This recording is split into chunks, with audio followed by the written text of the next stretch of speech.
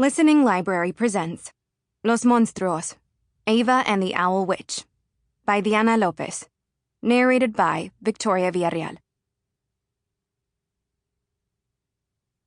In loving memory of my mother, Patricia, and her sisters, Grace and Beatriz. Prologue. For the students of Tres Leches, the traditional autumn scenes from jigsaw puzzles and picture books of trees with leaves in brilliant shades of red and gold don't make sense. In their South Texas town, the trees have leaves, and then they don't. Their trees are scraggly to begin with, so even if you rake the whole yard, the pile of leaves is barely big enough for a cat to jump in. What's the big deal anyway? The kids say when they read poems about the fall. At the edge of their town is a place called Leafless, where the trees never have leaves, but still manage to grow. Halloween decorations make no sense either. A sheet with 2 holes for eyes is nothing like La Llorona, the ghost who had haunted their river. She was a real person with a tragic story, and she never hid under a sheet. What devil has a red face and horns? The kids wonder. The devils they've met have chicken feet or a stench stronger than a startled skunk. And a witch on a broom is just ridiculous. It defies science. Besides, every kid in Tres Leches knows that brooms are for sweeping, not flying. To fly, you need wings. That's why the witches around here are giant owls. I'm going to be the first to snap a picture of an owl witch, a boy named Daniel says as he grabs a camera, his grandfather's Minolta Maxim 7000, with the built-in flash and ability to set the ISO sensitivity at 2500, perfect for taking pictures at night. Daniel loops the leather strap around his neck. Come on, he calls to James, his twin brother. Let's go, it's getting dark. James joins him on the porch. He has a slingshot, and he's wearing a batting helmet, shin guards, and elbow pads. I'm ready, James says. Daniel acknowledges his brother with a nod, and they take off, scanning the sky as they walk into the darkening night. Patterson and Gimlin had their Bigfoot, Daniel says. Dr. Wilson had his Loch Ness Monster, and he holds up his camera, will have La Lechuza. If she doesn't eat you first, James teases. Daniel tries to elbow him, but he hops aside just in time. First, they go to the Old Watering Hole, an ice house with barrels full of cold beers. They aren't allowed inside, so they wait on a bench, swaying to the tunes of Willie Nelson and Reba McEntire blaring from a jukebox. They don't really care what's going on inside. It's the sky they're looking at. Next, they head to Baldo's tire shop, where Baldo and his friends gather for poker games. The whole place smells of rubber. The garage door is open, and the twins spy a few men and women at a table beneath a yellowish light bulb. Hey, what are you kids doing here? Baldo calls when he sees them. Go away! Fine, Daniel mumbles. There's better places to wait. They walk down a deserted main street. The sidewalks are lined with chimeneas, but none of them are lit tonight. The only light comes from a neon sign with a cowboy on a giant shrimp. It flashes on and off, even though El Camarón study hall, dance hall, and arcade has closed early on this school night. All the panaderias are now empty until 4 o'clock in the morning, when the bakers arrive to put their cupcakes, pan dulce, and Tres Leches cakes in the ovens. The boys reach the clock tower, which hasn't shown the correct time since before they were born, then turn left, walking a couple of blocks before reaching Calaveras Street. 2 women are chatting by a mailbox. A man sits on his porch steps and strums a guitar, and a couple of teenagers play hacky sack beneath a street lamp. In the middle of the street is an empty lot.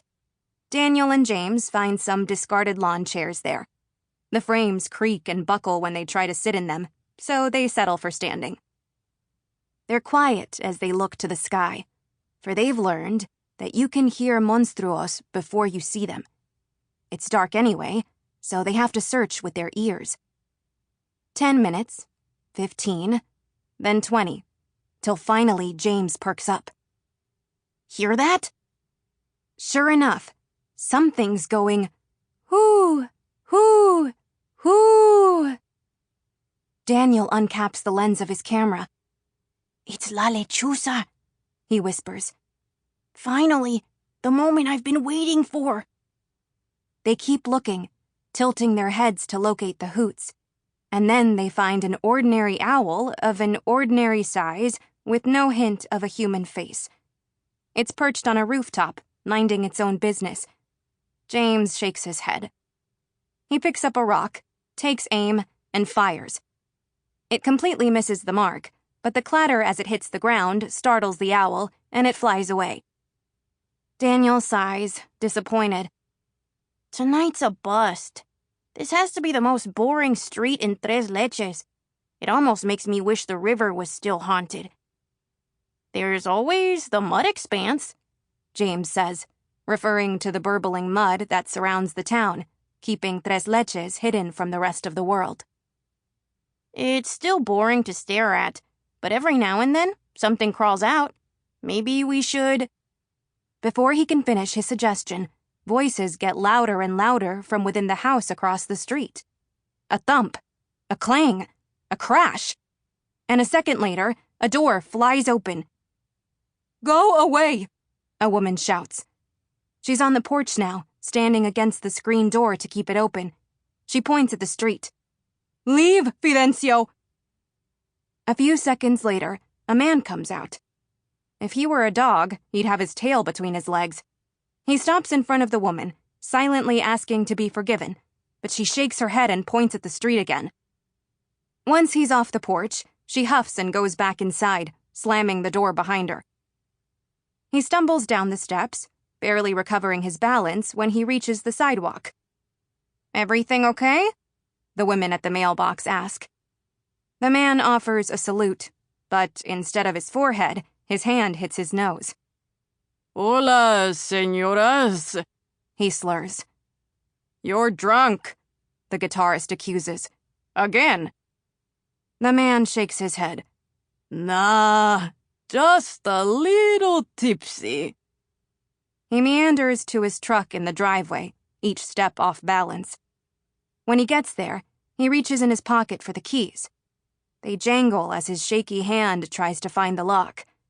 He drops them, then bends over, patting the ground and saying, Where are you, llavecitas? As he searches. Come on, Daniel tells James. Let's go. Just another drunk deal. Daniel's about to replace the lens cap when a loud and raspy screech stops him from moving another inch, from taking another breath.